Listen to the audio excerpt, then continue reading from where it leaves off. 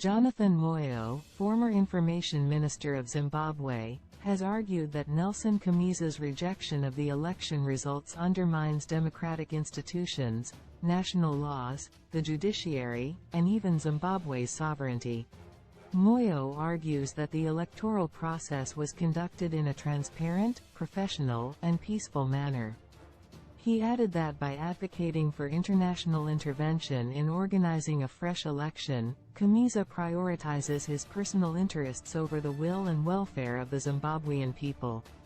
Moyo warns Chamisa about the potential repercussions of his delinquent politics and urges him to consider the impact on the country and its citizens. Chamisa and his lot must be careful about the obvious and thus self-evident consequences of their delinquent politics.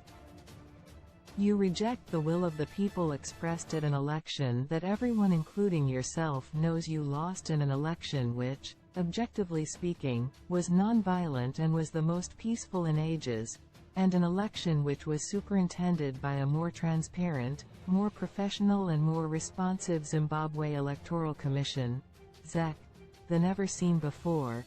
You claim you won the presidential election and that you have the proof, but you fall far short of your claim because you cannot back it up with the necessary V11s.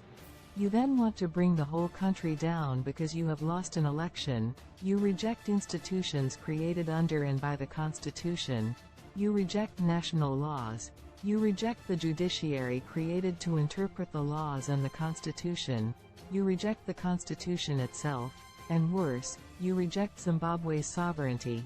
Imagine that, you reject Zimbabwe's sovereignty by demanding that international election observers and other international players must take over and organize, supervise and run. Moyo warns that Chamisa's actions could lead to a coup against the elected government, similar to the situations witnessed in West Africa where several coups have occurred recently. This statement follows the rejection of the election results by the Citizens Coalition for Change, CCC, led by Nelson Chamisa. The CCC has called for fresh elections supervised by international actors such as SADC and the African Union. While the party initially accepted the results of the National Assembly election, they contested the presidential election outcome, alleging collusion between the Zimbabwe Electoral Commission, ZEC, and ZANU.